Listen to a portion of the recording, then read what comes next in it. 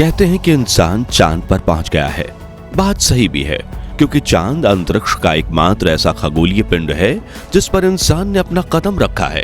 लेकिन बात अगर इंसान के द्वारा बनाए स्पेसक्राफ्ट की करें तो फिर इंसान बहुत दूर पहुंच चुका है, इतना दूर कि आप कल्पना भी नहीं कर सकते। आपको क्या लगता है, हम इंसानों ने सिर्फ चांद, सूरज या मार्स पर ही मिशन भेजे हैं? नहीं, अंतरिक्ष की खोज में एक मिशन ऐसा भी लॉन्च किया गया है जो पिछले 47 सालों से अपने सफर पर निकला हुआ है और शायद आने वाले 10 साल और अपने सफर पर कायम रहने वाला है। आप में से काफी लोग समझ गए होंगे कि मैं बात कर रहा हूं स्पेस एक्सप्लोरेशन की हिस्ट्री के सबसे महान मिशन प्रोग्राम वॉयेजर के बारे में। वॉयेजर सिर्फ एक अंतरिक्ष मिशन ही नहीं बल्कि सुदूर ब्रह्मांड को भेजा गया मानवता का संदेश भी है, जिसमें एक रोते हुए बच्चे की आवाज, पक्षियों, हवाओं और लहरों की आवाजें और 55 अलग अलग भाषाओं में अभिवादन एक गोल्ड और तांबे की बनी डिस्क में रिकॉर्ड करके भेजी गई है। 47 साल से 65,000 किलोमीटर प्रति घंटे की रफ्तार से पृथ्वी से दूर जाता हुआ यह स्पेसक्राफ्ट यानी वॉयेजर किसी सभ्यता एलियंस के हाथ लग गया जो शायद इस अनंत ब्रह्मांड में कहीं बसा हुआ है, तो इन ग्रामोफोन रिकॉर्ड के जरिए उन्हें मानवता के होने का और उसके विकास का संदेश मिलेगा। और कल को अगर इंसान पृथ्वी से मिट भी जाए तो इसी गोल्डन रिकॉर्ड से हम मानव जाति को सदैव के लिए इस ब्रह्मांड में अमर रखने में सक्षम हैं। साथियों, वॉयेजर पृथ्वी से निकला अंतरिक्ष का पहला और एकमात्र ऐसा मुसाफिर जो सौर मंडल को पार करके इंटरस्टेलर स्पेस यानी सुदूर अंतरिक्ष के सफर पर निकल चुका है और अपने सफर के दौरान इसने ऐसी ऐसी चीजों का खुलासा किया है कि आप यकीन नहीं कर पाएंगे। तो वॉयेजर को आखिर अंतरिक्ष के किन रहस्यों को सुलझाने के लिए भेजा गया है? अंतरिक्ष के बारे में उसने कौन सी अहम जानकारी हमें भेजी है? क्या इसका मकसद दूसरी दुनिया की खोज करना है या फिर यह अंतरिक्ष की किसी और गुत्थी को सुलझा रहा है? यह सब कुछ हम आज आपको इस वीडियो में एक्सप्लेन करने वाले हैं और इसलिए वीडियो को बिना स्किप किए अंत तक जरूर देखिएगा। साथ ही अगर आप चैनल पर नए हैं तो ऐसे ही नॉलेजेबल वीडियोस के लिए हमारे चैनल को सब्सक्राइब करना ना भूलें। दोस्तों, सबसे पहले आप जरा इस तस्वीर को देखिए। इसमें आपको नीले रंग का एक बेहद छोटा सा बिंदु नजर आ रहा होगा। जानते हैं ये बिंदु क्या है? यकीन करना भले ही मुश्किल लगे, लेकिन ये हमारी पृथ्वी है और ये तस्वीर फरवरी 1990 के दौरान वॉयेजर 1 ने खींची थी। वॉयेजर एक ऐसा स्पेस प्रोग्राम जिसने अंतरिक्ष को देखने के हमारे नजरिए को बदल डाला। यह स्पेस मिशन नासा के द्वारा 1977 में लॉन्च किया गया था और नासा इसको लेकर इतना सीरियस था कि उसने इस मिशन के तहत एक नहीं बल्कि एक साथ 2 स्पेसक्राफ्ट को लॉन्च किया, जिनके नाम रखे गए वॉयेजर 1 और वॉयेजर 2। इसमें पहले वॉयेजर 2 को 20 अगस्त 1977 के दिन केप कैनरवल स्पेस फोर्स स्टेशन से लॉन्च किया गया, जबकि वॉयेजर 1 इसके 15 दिन बाद 5 सितंबर को लॉन्च हुआ।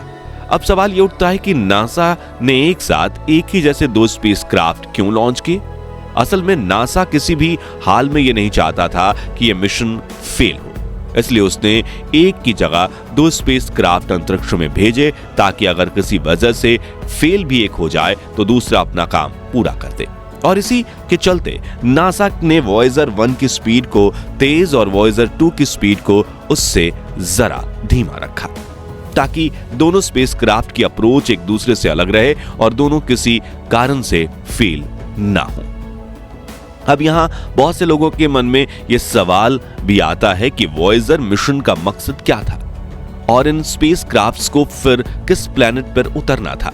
आपको बता दें कि दोस्तों, वॉयेजर का उद्देश्य किसी प्लेनेट या दूसरे खगोलीय पिंड पर उतरना कभी नहीं था, बल्कि इन्हें खास तौर पर इस तरह से डिजाइन किया गया था कि ये अंतरिक्ष में उड़ते हुए ये अपने मिशंस पूरा करें।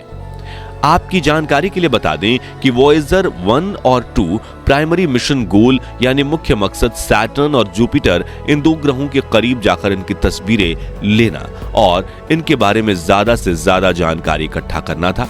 असल में वॉयेजर प्रोग्राम लॉन्च होने से पहले हमारे पास सैटर्न, जुपिटर और सौर मंडल के दूसरे ग्रह जैसे मरकरी और नेपच्यून वगैरह के बारे में कोई खास जानकारी नहीं थी। ऐसे में नासा ने वॉयेजर प्रोग्राम का मुख्य उद्देश्य इन ग्रहों इनके चंद्रमाओं और इनके रिंग्स वगैरह की जानकारी इकट्ठा करना रखा। इसी उद्देश्य से ये दोनों स्पेसक्राफ्ट अपने अपने सफर पर निकले, जिसमें वॉयेजर 1 रफ्तार तेज होने के चलते 5 मार्च 1979 को जुपिटर के सबसे ज्यादा करीब पहुंचने वाला दुनिया का पहला ह्यूमन मेड ऑब्जेक्ट बना। इसने जुपिटर की करीब से खींची हुई ऐसी ऐसी नायाब तस्वीरें भेजी जिन्हें पहले कभी नहीं देखा गया था। साथ ही इसने जुपिटर के चंद्रमाओं की तस्वीरें और उनसे जुड़ा अहम डेटा भी हमें भेजा, जिसके बारे में इससे पहले कोई आइडिया हमें नहीं था। वॉयेजर 2 की बात करें तो वॉयेजर 1 की तुलना में इसको जुपिटर पर पहुंचने में करीब 4 महीने ज्यादा लगे, जिसके चलते 9 जुलाई 1979 के दिन जुपिटर के सबसे ज्यादा करीब से गुजरा और वॉयेजर 1 की तरह इसने भी जुपिटर की कई शानदार तस्वीरें और इस ग्रह से जुड़ा अहम डेटा पृथ्वी पर मौजूद वैज्ञानिकों तक पहुंचाया। जुपिटर के बाद ये सैटर्न पर पहुंचे और यहां भी वॉयेजर 1 ही सबसे पहले पहुंचा। दरअसल वॉयेजर 1 12 नवंबर 1980 के दिन सैटर्न के करीब से गुजरा था, जबकि वॉयेजर 2 को यहां पहुंचने में 9 महीने से ज्यादा का समय लगा और यह स्पेसक्राफ्ट इस ग्रह के करीब से 25 अगस्त 1981 के दिन गुजरा। इन दोनों ही स्पेसक्राफ्ट ने सैटर्न के करीब से इसकी ऐसी ऐसी अद्भुत तस्वीरें हमें भेजी जिससे वैज्ञानिकों की नजर नहीं हट पाए, क्योंकि सैटर्न की शानदार रिंग्स को इतने करीब से देखने का मौका उन्हें पहली बार मिला था। इसके अलावा वॉयेजर की वजह से वैज्ञानिक पहली बार इस ग्रह के चंद्रमाओं को भी पास से देखकर उनका अध्ययन कर पाए। इन चंद्रमाओं में टाइटन चंद्रमा भी शामिल था, जिसे एक समय पर हम इंसान अपना दूसरा घर बनाने के इरादे से देखने लगे थे। सैटर्न तक वॉयेजर 1 और वॉयेजर 2 दोनों का रूट एकदम सेम था, मगर इसके बाद यह बदल गया। वॉयेजर 1 को वैज्ञानिकों ने इंटरस्टेलर स्पेस यानी सुदूर अंतरिक्ष की खोज करने के लिए भेज दिया, जबकि दूसरी तरफ वॉयेजर 2 ने सौर मंडल के बाकी ग्रहों के करीब पहुंचना और वहां से उनकी तस्वीरें भेजना जारी रखा। सैटर्न के बाद साल 1986 में यूरेनस के करीब से गुजरा और इस ग्रह की तस्वीर हमें भेजी। यह पहली बार था जब इंसानों द्वारा बनाया गया कोई ऑब्जेक्ट यूरेनस के इतना करीब पहुंचा। वॉयेजर 2 ने यूरेनस से जुड़ी बहुत सारी ऐसी जानकारी हमें पहुंचाई जो हमारे पास नहीं थी। यूरेनस के बाद साल 1989 में ये हमारे सौर मंडल के दूसरे आइस जायंट नेपच्यून के करीब से गुजरा और दूसरे ग्रहों की तरह ये इस ग्रह के इतना करीब पहुंचने वाला दुनिया का पहला मैन मेड ऑब्जेक्ट बन गया।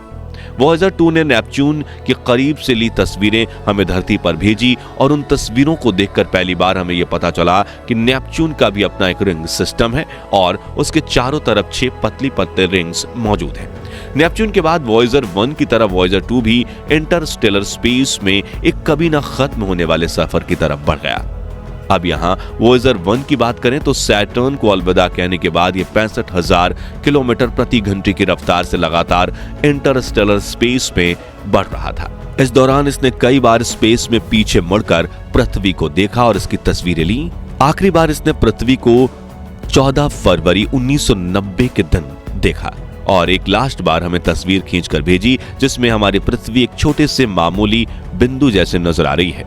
6 बिलियन किलोमीटर दूर से क्लिक की गई इस ऐतिहासिक तस्वीर को पहले ब्लू डॉट के नाम से जाना गया, जिसे क्लिक करने के बाद वॉयेजर 1 ने बैटरी बचाने के लिए अपना कैमरा बंद कर दिया और पृथ्वी को अलविदा कहते हुए गहरे अंधेरे में एक नई दुनिया की तलाश में निकल पड़ा। जानकारी के लिए बता दें कि वॉयेजर 1 अगस्त 2012 में हमारे सौर मंडल की बाउंड्री, जिसे हेलियोपॉज कहा जाता है, उसे पार करके इंटरस्टेलर स्पेस में प्रवेश कर गया था और इस कारनामे को करने वाला यह दुनिया का सबसे पहला स्पेसक्राफ्ट बना। जबकि वॉयेजर 2 को यह मुकाम हासिल करने में 6 साल ज्यादा समय लगा, यानी नवंबर 2018 में इंटरस्टेलर स्पेस में एंटर हुआ था और वॉयेजर 1 की तरह इसने भी नेपच्यून ग्रह को अलविदा कहने के बाद बैटरी बचाने के लिए अपना कैमरा ऑफ कर दिया था। इस तरह आज ये दोनों ही स्पेसक्राफ्ट सौर मंडल से कहीं ज्यादा दूर अंतरिक्ष में अपनी खोज पर निकले हुए हैं। एक कमाल की बात यह है कि नासा ने इन दोनों स्पेसक्राफ्ट्स का लाइफ स्पैन सिर्फ 10 साल का था, यानी उन्हें लगा था कि ये वॉयेजर स्पेसक्राफ्ट ज्यादा से ज्यादा सिर्फ 10 साल चल पाएंगे, लेकिन आज इन्हें अपने सफर पर निकले हुए 47 साल पूरे होने जा रहे हैं और अब वैज्ञानिकों का यह अनुमान है कि ये अभी आने वाले 10 साल और चल सकते हैं। साथ ही ये भी मुमकिन है कि ये 10 की जगह 20 या 30 साल चलते रहे। मगर हमारे लिए ये सिर्फ आने वाले 10 साल ही काम करेंगे, क्योंकि हर एक बीतते सेकंड के साथ ये हमारी पृथ्वी से हजारों किलोमीटर दूर होते जा रहे हैं। ऐसे में इन्हें पृथ्वी से कांटेक्ट बनाकर रखना बहुत ज्यादा मुश्किल है। बता दें कि पृथ्वी से इन स्पेस क्राफ्ट्स के साथ संपर्क करने में 20 घंटे से भी ज्यादा का समय लग जाता है। इन स्पेस क्राफ्ट से संपर्क करने के लिए पृथ्वी से लगभग 20 किलोवाट सिग्नल भेजा जाता है। ठीक इसी तरह वॉयेजर भी 20 किलोवाट का सिग्नल पृथ्वी पर सेंड करता है, जो यहां तक पहुंचते पहुंचते बहुत ही वीक हो जाती है। ऐसे में जब वो पृथ्वी तक आता है तो उसे डिटेक्ट करना एक बहुत ही बड़ी चुनौती भरा टास्क बन जाता है। नासा ने इन सिग्नल्स को जल्दी और आसानी से कैच करने के लिए पूरी दुनिया में जगह जगह सैटेलाइट डिश का जाल बिछाया हुआ है, मगर फिर भी बीतते हुए समय के साथ वॉयेजर के साथ संपर्क बनाना ज्यादा कठिन होता जा रहा है। ऐसे में वैज्ञानिकों का अनुमान है कि आने वाले 10 सालों में वॉयेजर के साथ अपना कनेक्शन हम पूरी तरह से खो देंगे, मगर जब तक सिग्नल मिल रहा है तब तक वॉयेजर स्पेस के रहस्यों को उजागर करता रहेगा। और क्या पता कल को ये हम इंसानों के लिए दूसरे ग्रह यानी कि किसी एलियन सभ्यता की खोज कर ले। होने को तो कुछ भी हो सकता है। वैसे आपको क्या लगता है, वॉयेजर हमें कब तक जानकारी भेजता रहेगा? कमेंट करके अपनी राय जरूर शेयर करें। बाकी दोस्तों, हमारी आज की इस वीडियो में बस इतना ही था। वीडियो अच्छी लगी हो तो इसे लाइक और शेयर जरूर करना, और अगर आप हमारे फेसबुक पेज पर नए हैं तो पेज को फॉलो भी जरूर करें। मिलते हैं जल्दी ही एक ऐसी और इंटरेस्टिंग वीडियो में, तब तक के लिए जय हिंद, गुड बाय।